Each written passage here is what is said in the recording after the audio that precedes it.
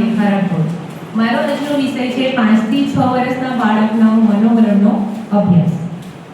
પ્રસ્તાવના કે 5 થી 6 વર્ષના બાળકોનો મનોવલણનો અભ્યાસ કરવો ખૂબ જરૂરી છે. કેમ કે જ્યારે 5 થી 6 વર્ષનું બાળક શિશુ પ્રેમમાં આવે ને તો એના મગજનો 90% જેટલો વિકાસ થઈ ચૂક્યો હોય છે. અને એ બાળકોના મનોવલણનો અભ્યાસ કરીશું તો આપણે તે લોકોને લખવા અને વાંચવામાં કેવી રીતે હેલ્પફુલ થઈ શકાય છે, કેવી રીતે મદદ કરી શકાય છે, કરી શકાય.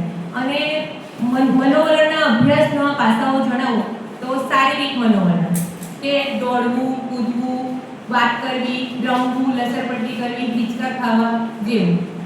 માનસિક મનોવલણ તો કે વાર્તા સાંભળવી, સમજવું, પઝલ્સ, ચિત્રો, આકારો ગોઠવવા તે. ભાવનાત્મક મનોવલણ તો કે ગુસ્સો, આનંદ, રડવું, પોતાની જીત મનાવવા માટેના પ્રયત્નો કરવા. બીજું છે સામાજિક મનોવલણ તો કે પોતાનાથી મોટાઓનો આદર કરવો, એ લોકોની વાત માનવી, શિક્ષકોનો આદર કરવો. ભાષાકીય મનોવલણ તો કે લખેલા વાક્યો વાંચવા, બોલવા અને સમજવા. પછી છે સર્જનાત્મક મનોવલણ તો 5 થી 6 વર્ષના બાળકો પોતાની જાતે બાળ ગીતો રજૂ કરી શકે છે, એક્શન સાથે રજૂ કરે છે, ટીચરે શીખવાડેલા ગીતોમાં પોતાની રીતે અવનવા પ્રયોગો કરે છે. આ બધા મનોવલણના પાસાઓ. મારો વિષય જે છે તેનો પસંદગી શા માટે કરી તો કે મારા આ પૂર્વ પ્રાથમિક વિભાગમાં જ્યારે 5 થી 6 વર્ષના બાળકો શિશુ 2ના વર્ગમાં આવે છે ત્યારે મને જે તકલીફો ઉદ્ભવતી હતી તેનું નિરાકરણ માટે મેં આ વિષયની પસંદગી કરી હતી. બીજું છે સંશોધન માટેના નમૂના તો કે નારાયણ વિદ્યાલયના શિશુ 2ના વિદ્યાર્થીઓ. સંશોધન માટે કઈ પદ્ધતિનો ઉપયોગ કર્યો તો શિશુ 2ના વિદ્યાર્થીઓ કે જે જાતે લખી નથી શકતા, બોલી નથી શકતા, એટલે કે શિશુ 1 માંથી શિશુ 2 માં આવે છે ત્યારે લખી નથી શકતા, લખે છે તો બોલી નથી શકતા. અને અમુક વિદ્યાર્થીઓ એવા પણ હોય છે કે જેને લખવા અને વાંચવામાં મુશ્કેલી પડે છે. તો એ બાળકોને આપણે લખતા અને વાંચતા કેવી રીતે કરી શકાય. સંશોધનની પ્રક્રિયા એટલે કે સમસ્યા, મારી સમસ્યા એ હતી કે મારા શિશુ વિભાગના જે બાળકો હતા એ જ્યારે શિશુ 1 માંથી નર્સરીમાં આવે છે ને તો શિશુ 1 માં તો અમે એ લોકોને શીખવાડે છે કે ક કમળનો ક, ખ ખલનો ખ, ગ ગણપતિનો ગ, એ રીતે એક્શન સાથે અમે કક્કો શીખવાડીએ છીએ તો એ લોકો જલ્દી શીખી જાય છે. પછી એ જ શીખેલા કક્કાને જ્યારે શિશુ 2 માં આવે છે તો એમાં એ કક્કામાંથી એ લોકોને બારાક્ષરી તરફ લઈ જવા માટે અમે એ જ રીતનો ઉપયોગ કરતા હોઈએ છીએ કે જ્યારે બાળકોને બારાક્ષરી શીખવવામાં આવે ત્યારે અમુક નવા બાળકો પણ એવા આવે છે કે જેણે કોઈ દિવસ શાળામાં પગ જ મૂક્યો નથી, કે જેણે પ્રથમ પાયો એ લોકોનો હોય છે શિશુ 2 જ. અમુક વિદ્યાર્થીઓના વાલીઓ એવા હોય છે કે જે એને શિશુ 2 અને શિશુ 1 અને નર્સરી નથી કરાવતા. એવા અમુક વિદ્યાર્થીઓ દર વર્ષે અમારી પાસે આવે છે કે જે સીધા શિશુ 2 માં આવે છે. તો ત્યારે એ લોકોને કક્કો પણ નથી હોતો કે એ લોકોને બોલવાની વાચા કે લખવું, બેસવું, ક્લાસમાં કેવી રીતે બેસવું, બીજા વિદ્યાર્થીઓ સાથે કેવી રીતે વર્તન કરવું એ લોકોને જ્ઞાન હોતું જ નથી. તો મારી આ જે સમસ્યા હતી એ આ જ બાળકો માટેની હતી કે જ્યારે પેલા જે શિશુ 1 કરેલા બાળકો છે એ જેને લખવાની ખબર છે, બાળગીત દ્વારા પોતાનું વાક્ય રચના કહેવાની આદત છે, જ્યારે પેલા જે નવા બાળકો છે કે જે જ્યારે ક્યારેય સ્કૂલે નથી ગયા, ક્યારે કોઈ વાક્ય બોલ્યા નથી, પેન્સિલ પકડી નથી, લખ્યું નથી, તો એ બાળકો અને આ હોશિયાર બાળકો વચ્ચેનો તફાવત છે મારે એ લોકોની જે પ્રોબ્લેમ્સ છે એનું મારે નિરાકરણ લાવવાનું. એ મારી માટે બહુ મોટી સમસ્યા હતી.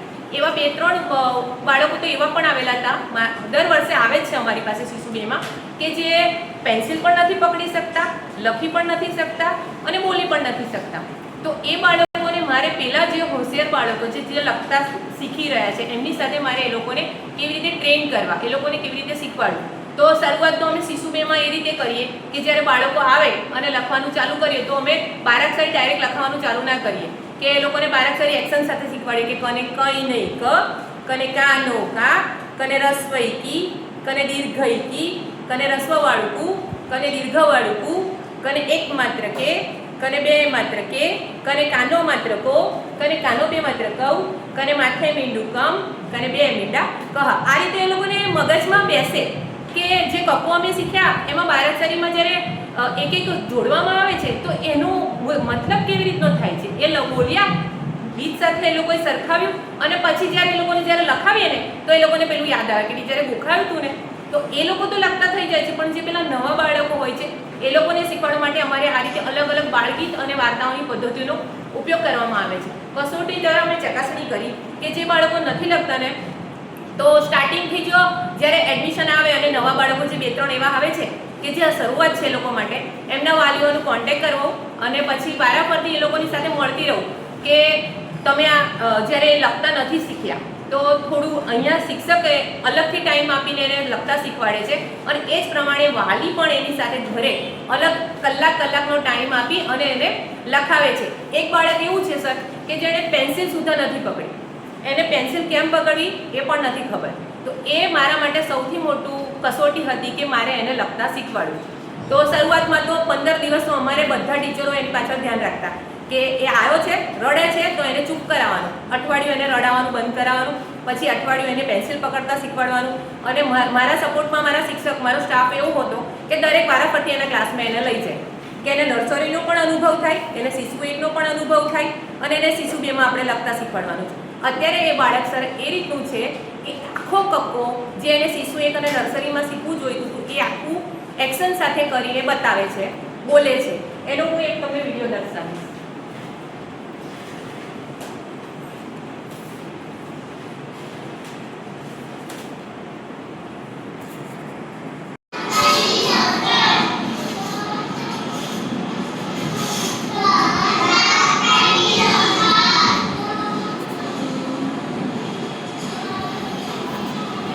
મોટેથી બોલ.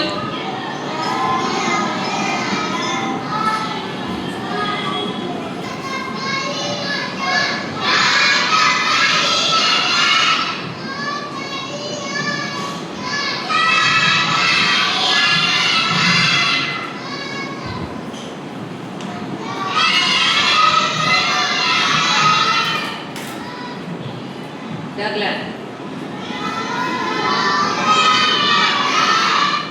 આ એક મારા માટે ખૂબ પડકારરૂપ હતું કે એ બાળક બોલવું પણ નહીં, લખવું પણ નહીં, પેન્સિલ પણ નહીં પકડવી. અત્યારે એના મને એ જે મૂળાક્ષરો હું શીખવાડું છું એ જાતે થોડું થોડું લખતો થઈ ગયો છે. બસ એને જે પેલા બાળકો છે એની કરતાં એની સ્પીડ થોડી ઓછી છે, એને લખતા વાંચતા શીખતા હજી પણ થોડું ટાઈમ લાગશે.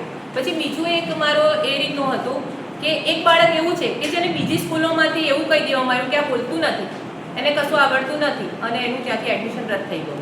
એ હતું ઇંગ્લિશ મીડિયમની સ્કૂલમાં, ત્યાંથી એવું એને કહી દેવામાં આવ્યું કે તમારું બાળક બોલતું નથી, અહીંયા નહીં ચાલે. એ જ્યારે આપણી સ્કૂલમાં ત્યારે મારી આગળ એની મમ્મી રડવા માંડ્યા કે મેડમ બધા શિક્ષકો એને એવું જ કહે છે કે આ નથી બોલતું, આ બીજા વાલીઓ શિક્ષકો સાથે અને બાળકો સાથે વાત નથી કરતું, કોમ્યુનિકેશન નથી કરી શકતું, એને લખતા વાંચતા નથી આવડતું. એ ઇંગ્લિશ મીડિયમનું બાળક અત્યારે આપણી ગુજરાતી મીડિયમના શાળામાં હું જે રીતે મારી પદ્ધતિથી બાળકોને એક એક શબ્દ, મારી આદત છે કે હું એક મૂળાક્ષર બોલું, એક વાક્ય બોલું, એ મારી સાથે એ લોકો લખે અને એ જ બાળક અત્યારે ગુજરાતીમાં મારી સાથે પાઠ લખે છે. એનું હું તમને નમૂનો રજૂ કરીશ.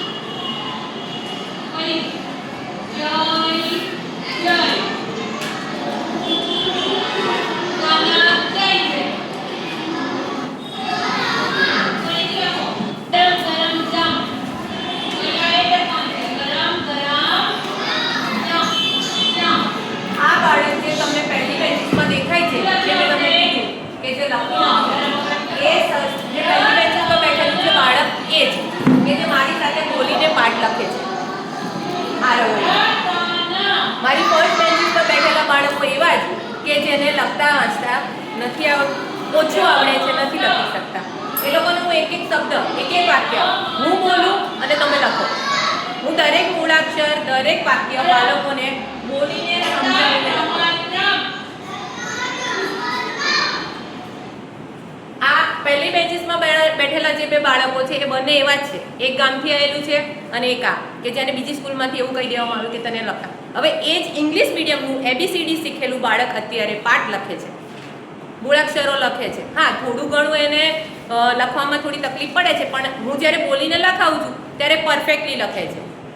એટલે મારે જે સંશોધન હતું, મારી જે સમસ્યા હતી એનું હું નિરાકરણ આ રીતે લાવ્યું અને એમાં મને સારી એવી સફળતા મળી.